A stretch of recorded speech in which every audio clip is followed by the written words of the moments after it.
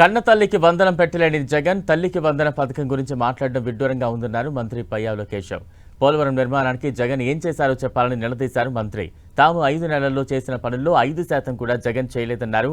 అధికారంలోకి రాగానే పోలవరం నిర్వాసితులకు పరిహారం చెల్లించామన్నారు పయ్యావుల. ఒకవైపు సంక్షేమాన్ని టేకప్ చేస్తూ మరోవైపు అభివృద్ధిని కూడా పరుగులు పెట్టించే దిశగా ఉన్నాం. మీరేం చేశారు? 5 ఏళ్లలో పోలవరం ఒక్క రూపాయి విడుదల చేశారా? 5% అయినా మీరు పోలవరంలో పనిచేశారా?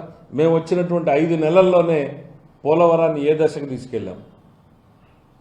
పరుగులు పెట్టించేటువంటి ప్రయత్నం చేస్తూ ఉన్నాం.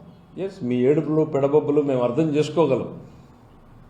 మీకు అధికారం లేదనేటువంటి ఒక దుగ్ధతో మీరు మాట్లాడేటువంటి మీ మాటల్ని కూడా మేము అర్థం చేసుకోగలం. కనీసం ప్రజలకు మంచి జరిగేటప్పుడు మౌనంగా ఉండండి.